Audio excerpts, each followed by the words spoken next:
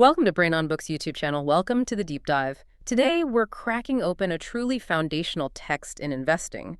I mean, what if I told you one book deeply influenced, maybe even shaped, the approach of someone like Warren Buffett? That's huge. Exactly. We're talking about Philip Fisher's classic Common Stocks and Uncommon Profits. And look, this isn't just some dusty old book. It feels incredibly relevant today. It's really a guide to a specific way of investing. Right, the kind that aims for, well, lasting wealth.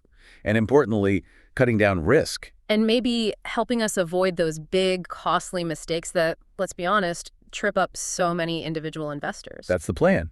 Our mission today is a real deep dive into Fisher's core ideas. We want to pull out that foundational wisdom. We'll be looking hard at his famous 15 points for picking companies. And that whole uncommon thinking aspect too, right? That discipline that separates the long-term winners from the short-term noise. Precisely. For you listening, the goal isn't just facts. It's about finding practical wisdom you can actually use. Fisher's brilliance, I think, was turning these simple ideas like patience, discipline, into real profit-generating engines. Yeah, if Buffett credits this book, we really need to understand what Fisher saw that maybe others were missing. And that's the core theme, isn't it? This is absolutely not about chasing quick tips or market rumors. Forget the hot IPO buzz. No quick fixes here. None. It's about applying structured, practical thinking to find those, frankly, rare businesses that genuinely deserve your trust and your capital for the long haul. It's the groundwork for, well, sleeping well at night while your wealth grows. Okay, so let's start by setting the scene. The Fisher always reminded us that the past leaves clues for today's decisions. Historically, how did people generally approach investing? Well, there were mainly two camps, you could say. The first, which Fisher was definitely wary of, was short-term speculation. Buying low, selling a bit higher, quick flips. Exactly. Buy cheap, hope for a small price bump, sell fast, pocket tiny gains. It needs constant watching, it's inherently risky, and it's all about market timing, not the business itself. And the second approach? That was the long-term method, the one Fisher really championed, buying into genuinely strong, well-run companies and just holding on for decades sometimes. Patiently waiting for the business value, the actual earnings, to grow over time. And here's the kicker. The evidence strongly suggests that long-term approach was far more rewarding, significantly more. The power of compounding, it's easy to dismiss. Until you see the numbers. Right. Like imagine putting just $10,000 into a really solid, innovative company 25 years ago, held patiently. That could easily be $250,000 today, maybe more. Short-term trading just can't replicate that. But the business world itself has changed so much since Fisher started back in the, late 1920s. Does that make his long-term view even more important now? I think it does. In the past, you had a lot of big companies that were family-owned, maybe run by founders. Often tradition and stability were prized, sometimes over really aggressive growth. Okay, so stability was the goal then. Often, yeah. Today, it's fundamentally different. Modern corporations, they're run by highly trained professional execs. They get there through education, track record, ambitious plans, not just inheritance. So does that mean companies today are potentially more innovative? More ambitious? Generally, yes. Often more efficient, more focused on global scale, which suggests, maybe counterintuitively, that opportunities for really strong, sustained growth might actually be better now. That's interesting. But it also means maybe that professional ambition needs watching. Like it could lead to shortcuts. That's the double-edged sword, exactly. Yeah. It means investors have to be even more diligent about the character of the management team. And Fisher dedicates several of his points specifically to that. Which brings us right to the big challenge. Information. Okay, we agree we need to find these quality long-term companies, but how? What's the practical path? Well, the common instinct, the one Fisher warned against, is trying to find an insider. Someone with secret top-level info who'll give you the hot tip. Right, the magic bullet. Which sounds great, but... Totally impractical. And probably illegal. People with that kind of real inside knowledge are rare. And honestly, they're too busy running huge companies to whisper secrets to individuals, relying on rumors. That's just a path to losing money. So Fisher offered something else, a structured way. Yes, a practical, ethical, and structured approach. A roadmap to get past the gossip and into real, verifiable company analysis. And that structure, that's what became his famous 15 points, designed to give the careful investor the same kind of deep understanding an insider might have. Okay, the 15 points. This feels like the core of his selection process. Let's dig into the nuts and bolts here. This isn't just a quick checklist, is it? Absolutely not. Think of it less like a checklist and more like a a way of thinking, a compass really, designed to filter out the ordinary noise and find those stocks capable of delivering truly uncommon profits. So where do we start? What are the big categories? Let's start with the core business itself, what the company actually makes or does, and its vision for the future. Right, makes sense.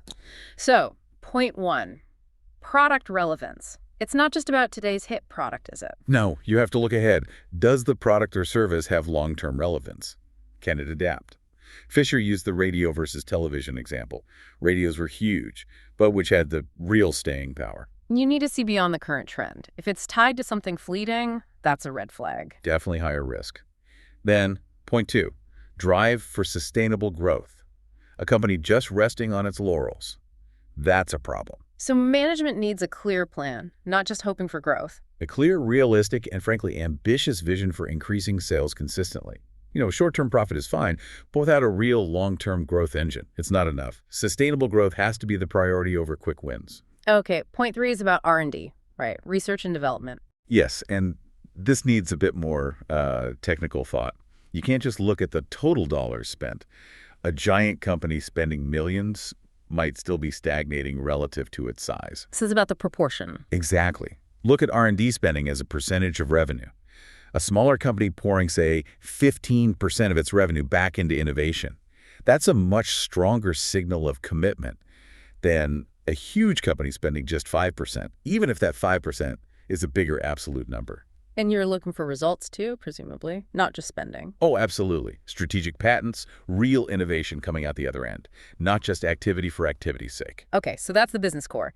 Now let's talk about how they actually execute. Operational strength and profitability. Right. Point four, sales organization power. This is critical. You could have the best invention ever. But if you can't sell it, it fails.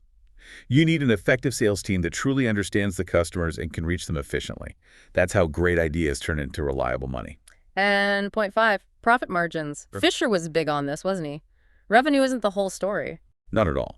Impressive revenue is nice, but if most of it gets eaten up by inefficiency, that business is weak underneath. Margins need to be healthy, consistent, and ideally improving over time. One great year of profit doesn't cut it. Not nearly enough proof. And you also need to look for those subtler operational strengths, things unique to the industry. Like what? Well, for a retailer, maybe it's exceptional skill in choosing store locations, real estate smarts. For a manufacturer, maybe it's incredible supply chain efficiency, squeezing out costs. The investor needs to dig in and understand what gives that specific company its edge. Okay, now we get into something. Fisher was really known for investigating the human side, management and culture, his scuttlebutt method, right? Exactly. Talking to people, understanding the reality on the ground. Point six, labor relations. This seems basic, but it's vital. Happy workers are productive workers. Pretty much. Unhappy workers mean disruptions. Low morale may be strikes. Healthy, fair labor relations. That's a foundation for success.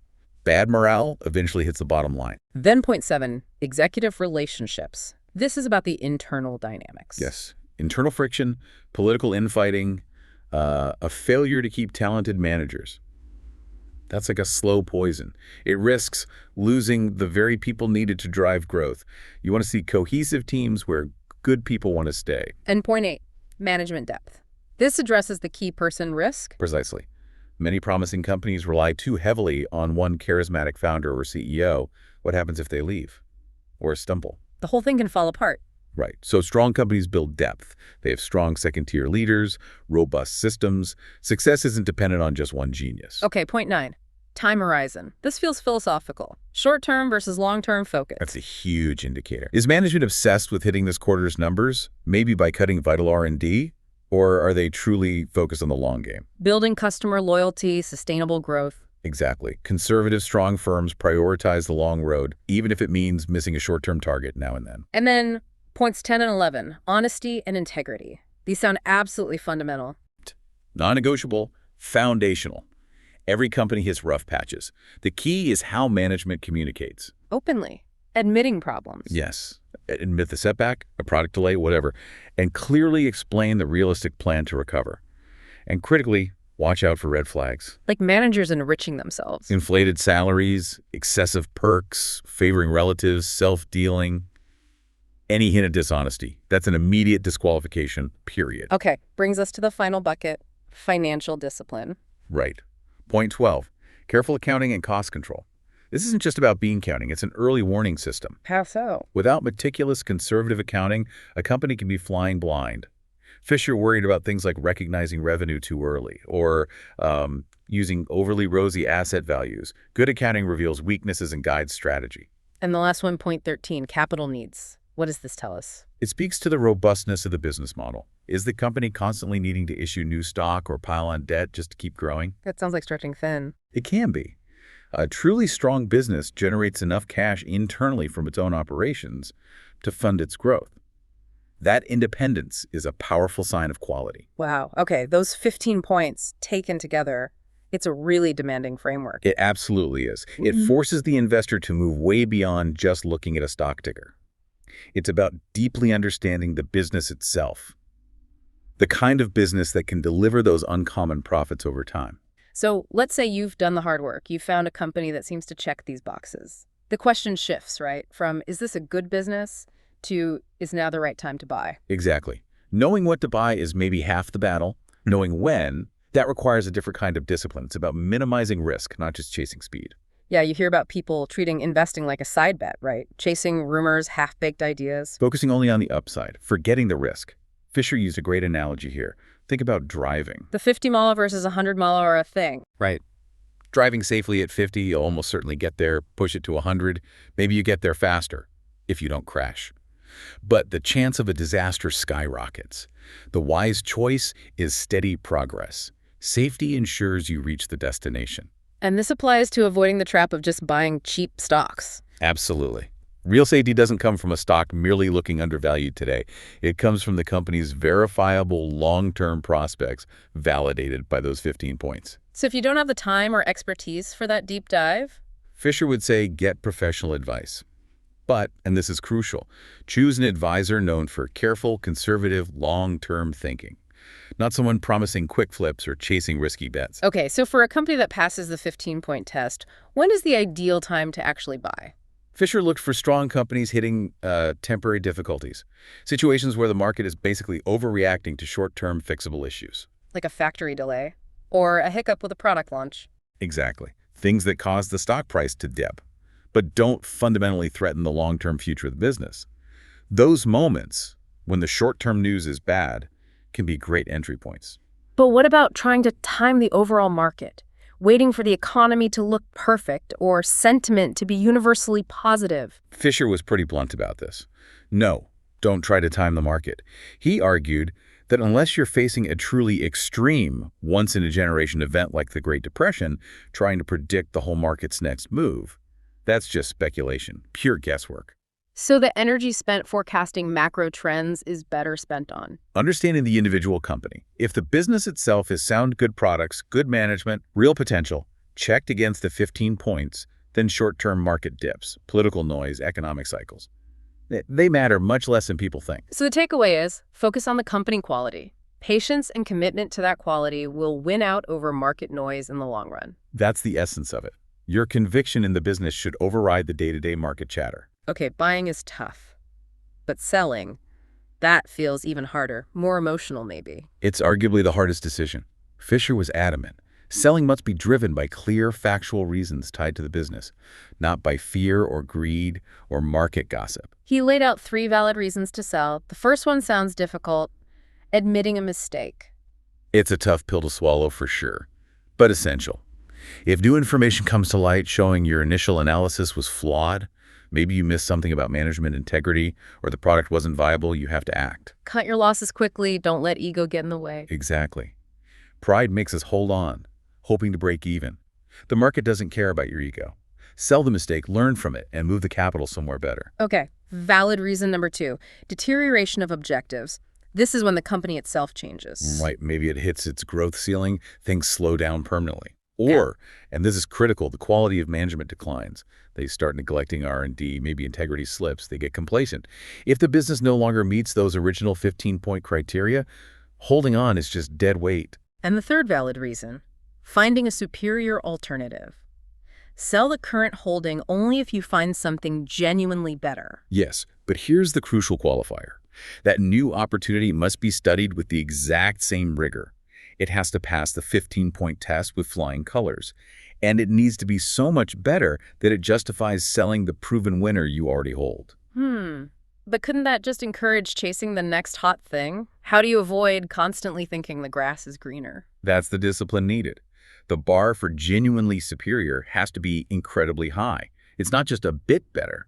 It has to be substantially better to overcome transaction costs, potential taxes, and the risk of leaving a known success story. Fisher's rigor here guards against just chasing novelty. Okay, those are the good reasons to sell. What are the bad reasons? The traps people fall into. Oh, there are plenty. Trap 1, predicting a market downturn. Selling because you're scared the whole market is about to tank. But short-term swings are irrelevant to a great company's long future, right? Exactly. Selling based on macro fears means abandoning your company-specific conviction purely due to speculation you can't control. Trap 2, the stock looks overvalued. Thinking the price has gone up too much based on current metrics. Right. But price alone is often misleading. A truly great, innovative, expanding company can justify what looks like a high valuation today. If the growth continues, today's overvaluation might seem incredibly cheap in hindsight. You're investing in the future potential, not just today's price tag. Okay, trap 3, selling just because the price rose sharply. The I've made enough profit, better lock it in thinking. So tempting, isn't it? But Fisher says the price you paid initially is irrelevant. If the underlying business fundamentals are still strong, a rising price just means the market is finally agreeing with your assessment. It's a reason to hold, not necessarily to sell. And the final trap, trap 4, cutting off compounding. This feels like the biggest potential mistake. It often is. Selling without a solid, factual, business-based reason. You risk severing your connection to the most powerful force in investing: compound growth over time. The biggest gains come from holding great businesses for as long as they remain great. Interrupting that unnecessarily is incredibly costly. Fisher clearly saw how often investors shoot themselves in the foot. He even laid out specific don'ts, didn't he? Like guardrails against impulse. He did. He knew psychology was a huge part of it. Let's run through the first 5 big warnings. Okay, don't 1, avoid promotional companies. What did he mean by that? These are usually new ventures, making a lot of noise, promising disruption, advertising aggressively. They're often untested, fragile, built on hype more than substance. So basically gambling, not investing. Precisely. High risk, speculative, not Fisher's game at all. Don't ignore OTC stocks. OTC meaning over the counter, not on the big exchanges. Why not ignore them? Because opportunity can hide anywhere. Many investors just dismiss OTC stocks as inherently risky or illiquid. But if your rigorous 15-point analysis shows the company is fundamentally sound, great management, market, growth, where the stock trades shouldn't matter, don't let the venue blind you to quality. Makes sense. Don't be swayed by glossy annual reports. Focus on substance over style. Absolutely. Slick paper, nice photos, reassuring words. None of that replaces reality. Yeah. Focus on the actual products, the real profit margins, the genuine long-term prospects, not the PR polish. Don't reject stocks based solely on high PE ratios. We touched on this, but it's a big one. Huge. It challenges conventional wisdom. People see a high PE and think, too expensive, growth is priced in. Fisher argued the opposite can be true for truly exceptional companies.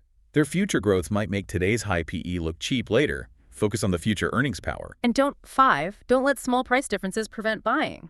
This sounds like that anecdote you mentioned. We'll get to that story. It's powerful. But the point is, if you're convinced a company is great long-term, don't get hung up arguing over pennies or waiting for a tiny dip. Don't let saving $1 today cost you hundreds tomorrow. Those 5 are potent warnings. But he gave more, right? 5 additional guardrails. Yeah, he really wanted to drill down on discipline. So guardrail 1, don't over-diversify. Isn't diversification supposed to be good? It is, up to a point. But over-diversification owning, say, 50 or 100 stocks makes it impossible to truly know any of them well. Fisher believed it's better to own fewer businesses, maybe 10 or so, that you understand deeply and can follow closely. Concentrated quality. Okay. Guardrail 2, don't fear buying during turmoil, like wars or political crises. Yes. History shows that strong companies, those with real assets, low cost, good management, they endure through shocks. Prices might swing wildly in the short term, but the underlying business survives and eventually thrives. Don't panic sell quality during chaos. Guardrail 3, don't obsess over irrelevant details, like watching the stock price every day. Or agonizing over weekly charts, comparing today's price to last year's high. It's all noise. It distracts from what matters. The company's likely earnings power 5 or 10 years down the road. Guardrail 4, growth stock timing.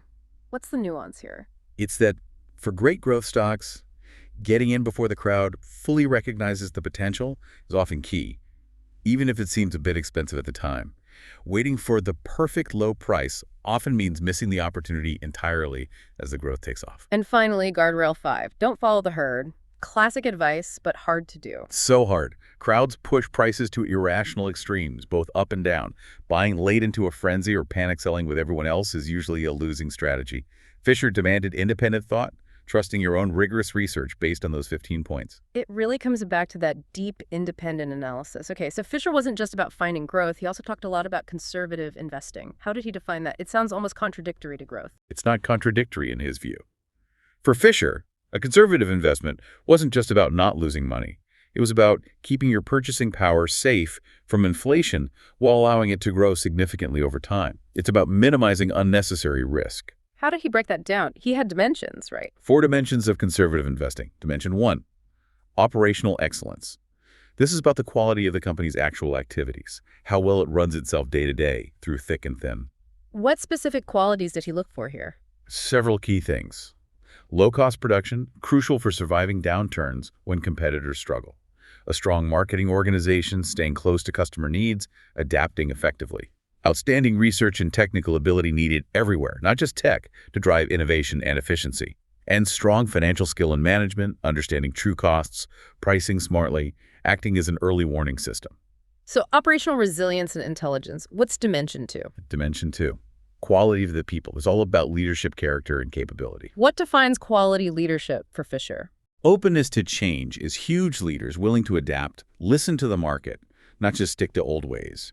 Fairness and respect for employees because valued people are more productive and loyal. Favoritism breeds weakness. And overall management discipline, a focus on sustainable profit, efficiency, not just flashy short-term moves or accounting games. Okay, operations and people. Dimension 3. Dimension 3, investment characteristics. This is about the nature of the business itself, its inherent defensibility. What today we'd call the economic moat. So what makes the company special, hard to compete with? Exactly. Does it have a genuine cost advantage? Protective patents, a strong brand, regulatory hurdles for competitors. If rivals can easily copy it and flood the market, profits will eventually erode. That's not a safe long-term investment. A conservative investment needs a durable competitive edge. Right. And the final one, dimension 4, price to earnings ratio. We keep coming back to this PE point. How does it fit into conservative investing? Because Fisher saw how investors' fear of high PEs often made them miss the safest, most durable companies. So the conventional wisdom high PE equals high risk is wrong. Often, yes. People get nervous when a PE goes above, say, 20. But Fisher argued that high PE often reflects a long history of success, innovation, and staying power. It's the result of quality. He had that example from the Depression, right, with chemical companies. A powerful one. Companies introducing game changers like nylon, synthetic rubber. They had high PEs even during the Depression. The market judged them as expensive based on current earnings. But they were literally creating the future. Their growth blew past those initial valuations. Okay, but this raises a really interesting point. How do we reconcile Fisher's tolerance for high PEs in great companies with, say, classic value investing, the Buffett-Munger school, which seems much more focused on price and margin of safety? That's a great question. I think the reconciliation lies in the intensity of the initial quality assessment. Fisher's approach demands that a company flawlessly meet those 15 points. If the quality is undeniable, the growth path clear, the management superb, then the price, even if seemingly high, becomes the justifiable cost of entry into an exceptional long-term compounder. So the rigor of the 15 points is the margin of safety in a way. In a very real sense, yes. For Fisher, the ultimate safety wasn't just a low price, but the enduring quality and growth potential of the business itself. The lesson is, don't let ratios alone blind you to the reality of the underlying business. It's fascinating how this whole demanding philosophy wasn't just academic theory for him. It came from real-world experience, didn't it? Starting way back. Absolutely. Forged in practice. His interest apparently started just listening to his grandmother worry about her stocks and his uncle talking about the market. Just planted a seed. Even though his father disapproved, saw it as gambling. Right. His father was a doctor, saw it as unserious. But Fisher saw patterns, saw discipline. That led him to Stanford Business School in 1927. And that Professor Emmett, the one who took students into actual companies. Professor Boris Emmett, Yeah. huge influence. Believed in seeing things firsthand, factory tours, meeting executives. That direct observation became the heart of Fisher's scuttlebutt approach later on. He started working, made mistakes. Worked as a bank statistician in 28, learned a lot, called early mistakes his best teachers. Then the Depression hit hard. His firm closed in 1930, and he decided to go out on his own, right into the teeth of the worst economic climate imaginable. That really solidified his thinking. And led to some specific rules for his clients, like the 3-year rule. Yes, he basically told clients, don't judge my stock picks for at least 3 years. He demanded that patience because he knew great companies needed time to prove themselves, regardless of short-term market swings or operational bumps. He needed room for the thesis to play out, like with his big investments in Texas Instruments and Motorola starting in '55. Why those? They were perfect examples of the 15 points in action. Huge commitment to R&D, point 3, in the brand new field of transistors. Significant management depth, point 8, not reliant on one person. And crucially, obvious product relevance, point 1, and a very long time horizon, point 9. Fisher saw they were building the tech for the next century. So he held on, even when market didn't get it yet. Exactly. His conviction came from the deep analysis, allowing him to ride out the inevitable volatility. And that other painful lesson, the 8 quarters principle. Don't miss out over small price differences. Tell us that food machinery story. Oh, it's a classic cautionary tale. He recommended food machinery stock to a client. It closed the day at $34 a share. The client agreed it was a good company, but insisted, absolutely insisted, on waiting to buy it for $33. Just $1 less. Stubborn. What happened? The stock, driven by strong fundamentals, took off immediately. It never went back down to $33. Within weeks, it was up over 50% and went on to become a massive multi-bagger over the years. That client trying to save maybe 8 quarters, $2 on the whole purchase missed out on a fortune. Wow. A painful lesson in being penny wise and pound foolish. It perfectly shows the cost of letting short-term haggling derail a sound, long-term strategy. By the post-war era, Fisher's philosophy was fully formed. He'd moved beyond just trying to avoid losses, like a trader. To actively seeking those huge long-term gains, like a true growth investor. And he was deeply skeptical of efficient market theory. That Stanford assignment where prices varied wildly over just 2 days, that convinced him markets weren't perfectly rational. There was always room for diligent research to find value the crowd missed. So his lasting message boils down to? Invest only in companies with solid future plans, rigorously checked against the 15 points. Hold them patiently, especially when the market ignores their quality. Learn deeply from mistakes and rely on the things you can control: hard work, honesty, and intelligence. So wrapping this all up, Fisher's core idea, the one that resonated so much with Buffett. It's that real, sustainable success in investing comes from patience, rigorous discipline, long-term vision, and aligning yourself only with truly outstanding businesses that innovate and create real value year after year. It's the art of compounding, really, fueled by intellectual honesty, not speculation. And the ultimate reward maybe isn't just the uncommon profits, but that peace of mind Fisher talked about. Knowing your success hinges on controllable factors, your own hard work, your own clear thinking. That's the kind of investing that lets you sleep well. If you want to listen to a detailed summary of more finance-related books, then hit that subscribe button now.